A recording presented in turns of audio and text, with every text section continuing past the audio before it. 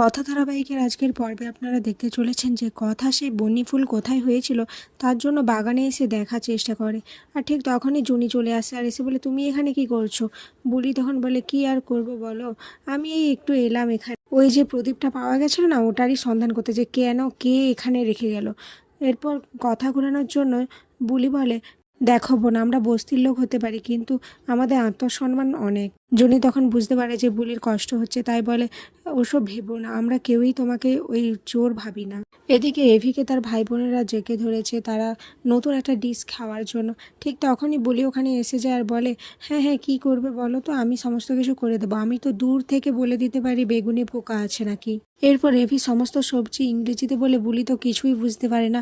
এরপর বুলি সবার থেকে সাহায্য নিয়ে এসে সবজিগুলো জোগাড় করে। এরপর এভি বলে, ঠিক আছে, সবজিগুলো ভালো করে ধুয়ে শুকিয়ে আমার কাছে নিয়ে এসো। এদিকে বুলি ভালো করে ধুয়ে সেগুলো বারান্দায় শুকোতে দেয় সবজিগুলোকে, আর এসব দেখে তো সবাই হাসাহাসি করতে থাকে।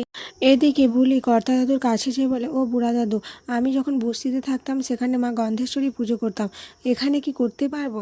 কর্তা দাদু তো রাজি হয়ে যায়।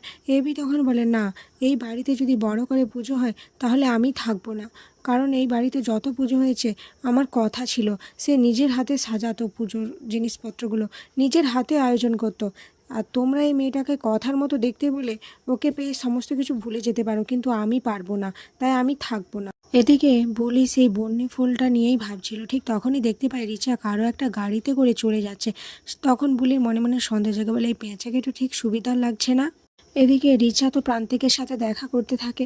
প্রান্তিক বলে, আমরা যে বিষ ফুলটা নিয়ে এক্সপেরিমেন্ট করছিলাম এর সমস্ত ফর্মুলা তৈরি হবে গুহ ফার্মাসিতে, আর তাই যদি আমরা ধরাও পড়ে যাই তাহলে ওদেরই মধ্যে কেউ একজন ধরা পড়বে, আমরা কিছু ফাঁসবো না। রিচা তখন বলে, কিন্তু সেই লোকটা কে হবে? প্রান্তিক তখন বলে, সে আসছে। এরপর তো রিচা সেই লোকটাকে দেখে অবাক হয়ে যায়। সে আর কেউ ছিল না, ছিল এভির বাবা সমীর গুহ।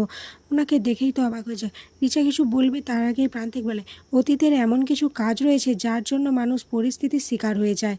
এরপর রিচা মনে মনে ভাবতে থাকে, এবার আমি এই ফুলের এক্সপেরিমেন্ট করব এভির ওপরে, কারণ আমি এভির রূপ ঠিক দেখতে পেয়ে গেছি আর ওকে আমার পথ থেকে সরাতেই হবে, নাহলে আমি আমার কাজে সাকসেস পাবো না। আর এখানেই আজকের পর্ব শেষ হয়েছে।